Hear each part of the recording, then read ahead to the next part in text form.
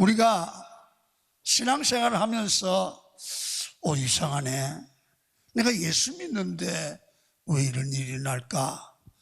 내가 왜 이렇게 믿는지 안 믿는지 잘 모르겠고 영적으로 내가 기쁨이 없다. 그러면 원인이 있거든요. 그 원인을 다른 데서 찾지 말고 나에게서 찾으라는 거예요. 아멘. 이걸 진단이라고 그래요. 이게 운동하는 축구라든지 배구라든지 수영이라든지 골프라든지 프로 선수들이 잘 되다가 슬럼프에 빠진대요. 그러면 뭐가 잘못됐는지 코치나 감독에게 부탁해서 원인을 찾는다는 거예요. 그래서 기본 자세를 확인하고 기본의 자세 삐뚤어지고 잘못된 것을 고치고 바로 세우면 회복된다는 거예요. 다시 말하면 기본을 회복해야 된다는 거죠. 신앙도 마찬가지입니다. 기본으로 돌아가서 신앙의 기본을 회복하면 우리 신앙이 회복되고 변화된다는 거죠. 신앙의 기본을 회복해야 참된 신앙생활의 기쁨, 그리고 신앙생활에 주시는 은혜, 축복을 누리며 사는 신앙생활이 될 줄 믿습니다. 하나님의 자녀들은 아무렇게나 사는 게 아니고 기준이 있습니다. 그 기준은 성경입니다. 그 성경의 기준을 우리 삶에 적용하게 하시는 영이 성령입니다. 그래서 성령의 사람들은 성령을 힘입어 살아가는 사람입니다. 그래서 성령의 사람들, 같은 교회 나오지만 성령 받은 사람들, 성령의 사람들은 그 사람의 삶에 예수 그리스도를 닮은 예수의 특성이 어디엔가 보인다는 거죠. 다르다는 거예요. 이걸 뭐냐면 성도라고 그래요. 다름을 느낀다고 합니다. 그래서 성경은 예수 믿는 사람을 고린도후서 2장 15절에는 이렇게 말해요. 그리스도의 향기다. 은혜 받은 저 사람 보니까 예수 냄새가 난다는 거죠. 그리고 생명으로부터 생명에 이르는 냄새, 고린도후서 2장 16절입니다. 생명의 냄새가 나는 거예요. 자, 그러면 구체적으로 성령이 함께하는 성도의 특성, 성령의 사람의 특성이 뭐냐? 오늘 그것을 3가지 정도 본문에 말씀을 하고 있거든요. 그걸 한번 여러분들과 함께 묵상을 하고 여러분 마음에 은혜가 되고 마음에 두기를 축원합니다. 자, 성경부터 읽어합니다. 15절입니다. 시작. 그가 모든 사람을 대신하여 죽으심은 살아있는 자들로 하여금 다시는 그들 자신을 위하여 살지 않고 오직 그들을 대신하여 죽었다가 다시 살아나신 이를 위하여 살게 하려 함이라. 아멘. 첫 번째는 그 사람이 옛날과 달라졌어요. 전에는 자기만을 위하여 말하고 행동했어요. 근데 이 사람이요, 그렇게 자기만 위하던 사람이 어느 날 은혜 받고 변화를 받더니 예수님을 위해서, 하나님을 위해서, 복음을 위해서 사는 삶의 목적이 달라지더라는 거예요. 그게 바로 예수 믿는 사람의 특성이에요. 여러분, 오늘 그가 모든 사람을 대신하여 죽으셨다는 표현을 하면서 이 말은 무슨 얘기냐 하면 바울은 예수님께서 십자가에서 죽으심으로 내가 은혜로 구원을 받았다는 거예요. 구원의 은혜를 받았다는 겁니다. 허물과 죄로 죽은 우리가 예수님의 은혜로 사망에서 살아났다. 구원받은 은혜, 여러분이 속죄함 받은 은혜, 너무 큰 겁니다. 예수 믿고 교회 다니면서 가장 큰 충격이 뭐냐면, 나 같은 죄인이, 엄청난 죄인이, 말로 할 수 없는 죄인이 이 죄를 속함 받았다는 거예요. 나 같은 죄인이, 지옥 갈 마땅할 죄인이 천국 가게 됐다는 감격, 은혜. 여러분, 이것을 바로 깨닫고 바로 느끼고 믿으시면 이 사람은 삶의 목적이 달라지게 돼 있어요. 은혜를 갚기 위해서 살아간다는 겁니다. 그래서 이런 겁니다. 그 사람의 인격을 알려고 하면, 그 사람이 수준 있는 사람인지 아닌지 알려고 하면, 그 사람이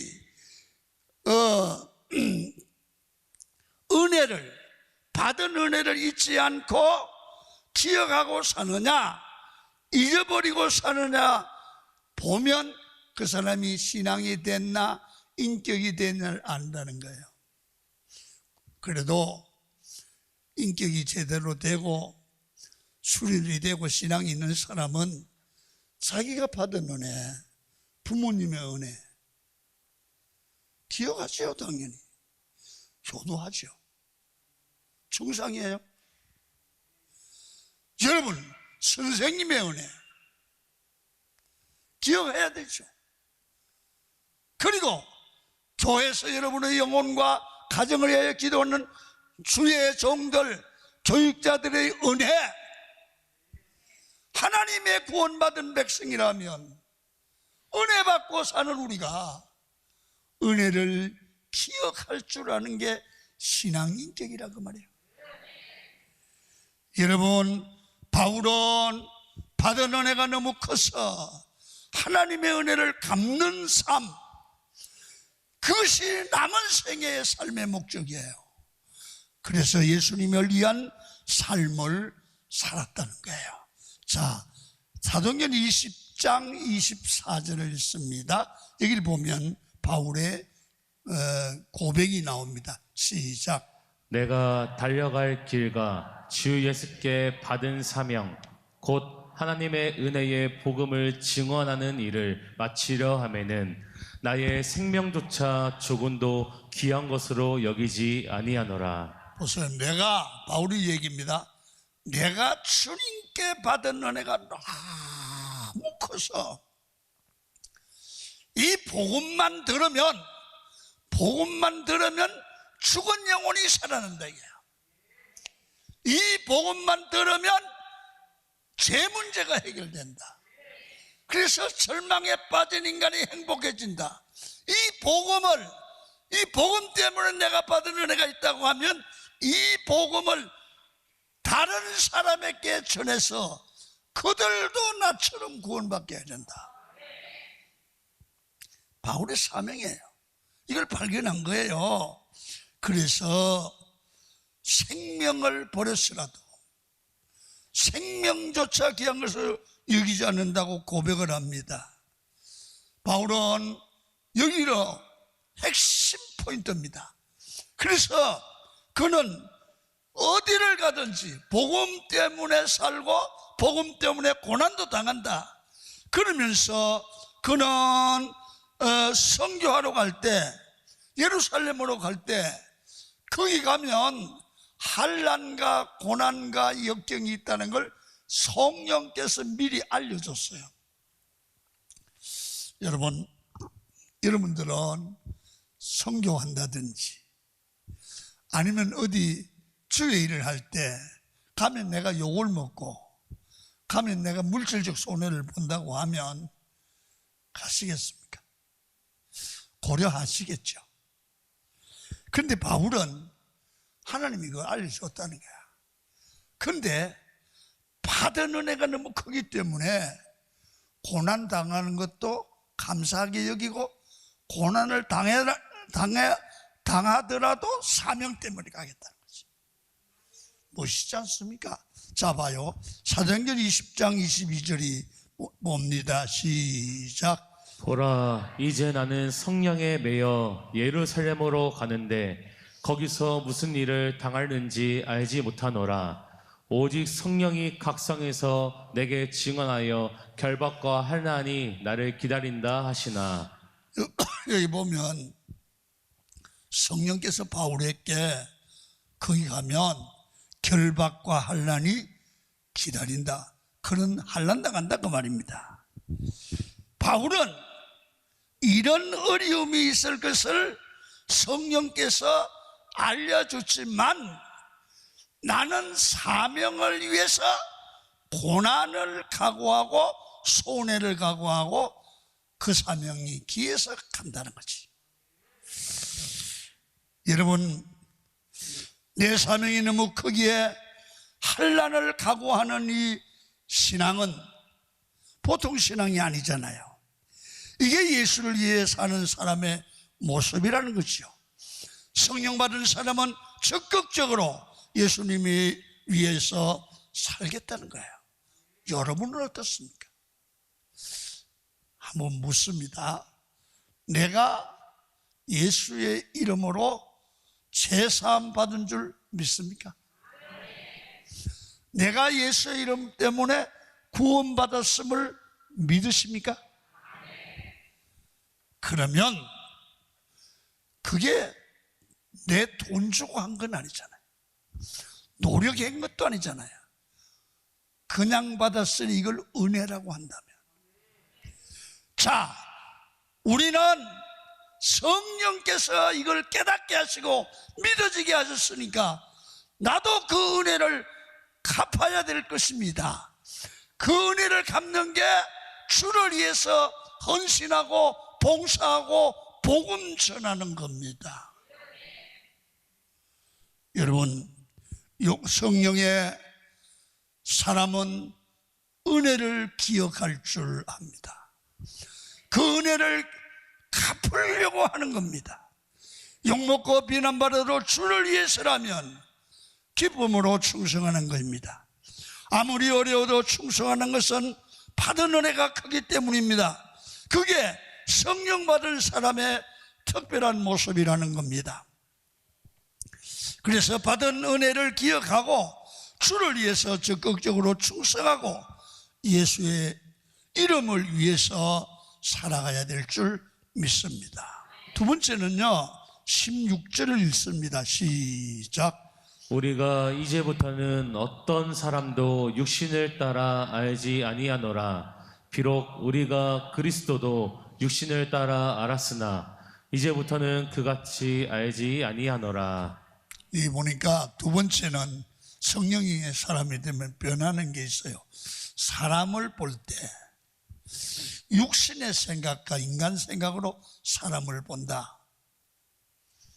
저는 그랬는데 성령 받고 나서는 육신에 따라 육신의 눈으로 사람을 보고 아는 게 아니라 영의 생각으로, 성령의 마음으로 사람을 본다는 거지.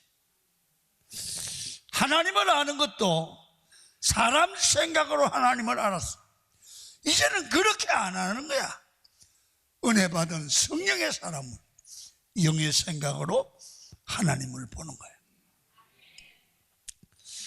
여러분, 오늘 성령의 사람은 살아가면서 인간적인 눈으로 보면 부부간에도 흠이 보일 수밖에 없어요. 또 우리 교회도 교회 생활을 하면서 어떻게 건사가 저 모양이야, 그게 보여요. 그런데 그러면 저런 게 왜 교회 나와? 이렇게 말하면 육신의 눈으로 그 사람을 아는 거예요. 저렇게 사람이 함부로 사는 사람도 교회를 나왔으니 저게 내 눈에 보이니 내가 저 사람을 예수의 사람으로 만들라는 사명이 있구나. 저 사람에게 기도하겠다. 그 사람을 보고 고치려고 하는 사명이 깨달아지면 영의 눈으로 보는 거야. 아멘. 내 사명으로 느끼는 거예요. 부부간에도 아유 어떻게 저 모양이야 남자가, 왜 저 여자가 저 모양이야, 그렇게 보면 육신을 따라가는 거예요. 하나님이 저 남편을 하고 내가 결혼하게 된 것은 내가 저 영혼을 살리라는 사명이 있다. 이게 영의 눈으로 보는 거예요. 할렐루야. 그래서 성령의 사람은 육신의 생각을 따라 사람을 알지 않는다. 육신의 눈으로 겉으로 보이는 대로 사람을 판단하지 말라는 거예요. 고린도 교회는 문제가 많은 교회였습니다. 여러분, 분쟁이 많은데 바울파, 게바파, 아볼로파, 그리스도파 파당이 많았어요. 교회 안에. 또 음행이 있었다고 그래요. 성도들 사이에 소송, 고소 고발건이 많았어요. 사도인 사도 바울의 사도권을 의심하는 자도 있었어요. 그리고 음식 문제로 갈등이 많았어요. 음식을 먹어야, 제사 음식 먹어야 되냐 안 먹어야 되느냐, 이런 문제투성이었습니다. 육신의 눈으로 보면 문제투성이 교회, 해결의 길이 없는 교회이죠. 문제만 바라볼 때 서로 간의 문제들을 보고 서로 정죄하는 겁니다.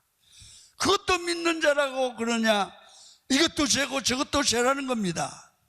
육신의 눈으로 바라보면 누구나 문제가 있고 누구나 같이 하면 안 될 사람이고 인간관계가 심각해집니다.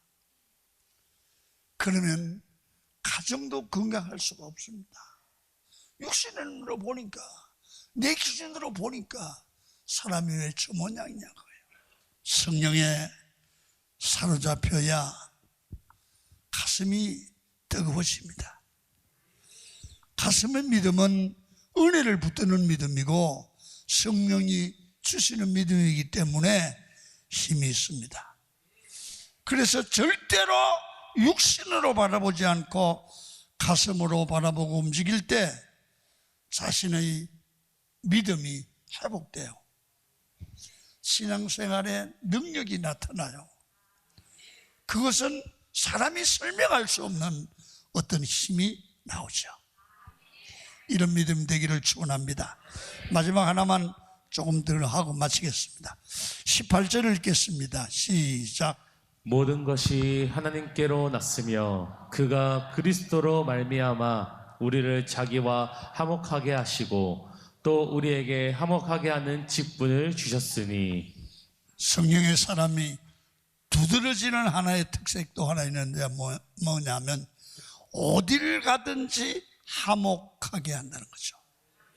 피스메이커라는 겁니다. 분쟁이 있는 곳에 평화를 심는 것입니다. 어디에서든지 그 사람이 오면 따뜻해지고 부드러워지는 평안이 옵니다. 여러분, 반면에 성령의 사람이 아닌 사람은 늘 싸웁니다. 서로 공격합니다. 분열합니다.